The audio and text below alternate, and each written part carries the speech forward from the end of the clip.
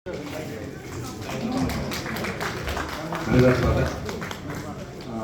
मैले पञ्चकुमारी एक वृद्ध छन् भन्ने पुस्तक विमोचन कार्यक्रमका समारोहका सभापतिज्यू श्रीमानबाट आदरणीय प्राप्तिज्यू प्रमुख अतिथिज्यू विशिष्ट अतिथिमा मेरो आदरणीय मित्र पनि हुनुहुन्छ। हामी 74 सालमा सँगसँगै मेयरको अहिले भर्खर हाम्रो पूर्व मन्त्री हुनुभएको छ। हाम्रो प्रदेश सभाको माननीय सदस्य हुनुहुन्छ आदरणीय रामेश्वर श्रेष्ठज्यू, डाक्टर साहब लगायत सम्पूर्ण विशिष्ट पदाधिकारीहरू र अत्यन्त महत्त्वपूर्ण भूमिकामा रहनुभएका यो पुस्तकको लेखक आदरणीय सर मोहन बहादुर सरलाई नगरपालिका तर्फबाट हार्दिक नमस्कार। म धेरै कुरा त मोहन बहादुर सरले आफैले ताक्सिनु भएको छ कि आफ्नो जीवनकालमा विभिन्न आरोह अवरोहहरू कठिनाइहरू उकाली ओह्रालीहरू पार गर्दै आफ्नो जीवनकालका प्रशासनिक क्षेत्रमा विभिन्न ओहदामा रहेर उच्च पदस्थ सेवामा प्रशासनिक क्षेत्रमा आफूलाई दक्षतापूर्वक सफलतापूर्वक कार्य गरेर जीवनका उत्तरार्धमा हाम्रो नगरपालिकामा एउटा बसोबास गरेर आफ्नो भूमिका निर्वाह गर्नुभएको छ। त्यस ठाउँमा आफ्नो ठाउँमा सडक बाटो खानेपानी लगायतका विभिन्न पूर्वाधारहरूमा उहाँले जुन सक्रियतापूर्वक उहाँले आफ्नो भूमिका निर्वाह गर्नुभयो, त्यस्तो व्यक्तित्वले आज जुन यो पुस्तक विमोचन गर्ने कार्यक्रममा समेत समावेश भयो। उहाँ जस्तो व्यक्तित्वको यस्तो पुस्तक विमोचनमा चौनागी नगरपालिकाको प्रतिनिधिको रूपमा चाहिँ उहाँले निमन्त्रणा गर्नुभएको थियो। यस्तो कार्यक्रममा आउनुपर्छ जानुपर्छ र उहाँको यस प्रेरणादायी भूमिकामा आफू पनि केही पनि साथ सहयोग पुर्याउनुपर्छ संलग्न हुनुपर्छ भन्ने अवधारणा साथ हामी यहाँ आइपुगेका छौँ र उहाँलाई नगरपालिकाको तर्फबाट हार्दिक आभार तथा बधाई धन्यवाद ज्ञापन गर्न चाहन्छु। र उहाँ यस्तो व्यक्तित्व हुनुहुन्थ्यो विकासप्रति मैले आफ्नो अनुभव गरेँ। म अघिल्लो कार्यकालमा पनि थिएँ मेयर।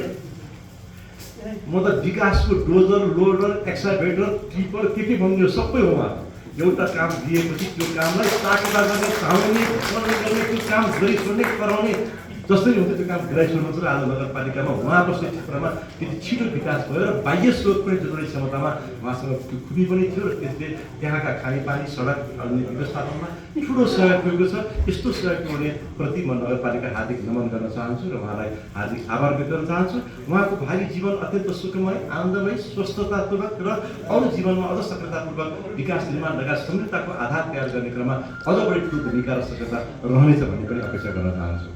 र मोहन सरले आज काठमाडौँ उपत्यकाको प्रमुख धार्मिक स्थलमध्ये रहेको मृतिदेवी हामी त नरदेवी अथवा अथवा भगवती लगायतका प्रमुख शक्तिपीठहरूमध्ये नरदेवीमा पनि त्यस किसिमको भूमिकामा त्यस यो नरदेवी लगायत विभिन्न भूमिकामा मृतिदेवीको भूमिकामा रहेका जुन ऐतिहासिक दस्तावेजहरूलाई उजागर गरेर एउटा दस्तावेजकै रूपमा अभिलेखकै रूपमा जुन उजागर गर्नुभएको छ। हामी एउटा खालि मन्दिरको रूपमा मात्रै देवीको रूपमा मात्रै पूजापाठ गर्न आइरहेको अवस्थामा त्यसको वास्तविक सुरुदेखि अन्त्यसम्म र आजसम्म के अवस्था थियो भन्ने कुराको स्पष्ट पुस्तकमा जुन अवधारणा प्रस्तुत गर्नुभएको छ, यसले अवश्य पनि नेपालभरि रहेका शक्तिपीठहरूमा यसले महत्त्वपूर्ण उदाहरणीय र अरूले पनि अनुसरण गर्न सक्ने वातावरणमा यो एउटा पुस्तक चाहिँ अभिलेख एउटा राम्रो अभिलेख हुन्छ भन्ने लाग्छ। त्यसपछि पनि म उहाँलाई हार्दिक आभार धन्यवाद व्यक्त गर्न चाहन्छु र आगामी दिनमा यो प्रेरणादायी भूमिकाबाट अरू थप यस काठमाडौँ उपत्यकामा रहेका र आफूले गर्न सक्ने अरू क्षमताका अरू अनुभवहरूलाई पनि सँगालेर भावी पुस्ताले पनि अनुसरण गर्न सक्ने अनुकरण गर्न सक्ने र प्रेरणादायी भूमिकाका अरूले पनि यसलाई आत्मसात गर्न सक्ने वातावरणका अरू पुस्तकहरू पनि उहाँहरूको जीवनकालमा आउनेछ भन्ने अपेक्षा सहित बिदा हुन्छ। धन्यवाद, नमस्कार।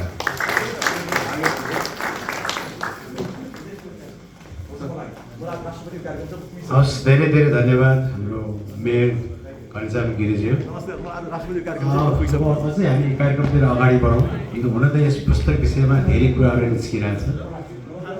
अझै यस पुस्तकबारे आफ्नो छोटो मन्तव्य राखिदिनु हुन म सांस्कृतिक प्राध्यापक श्री कृष्ण उपाध्यायज्यूलाई चाहिँ म यहाँ आमन्त्रित गर्दछु। हामी सबैले जोरदार तालीले उहाँलाई स्वागत गरौँ।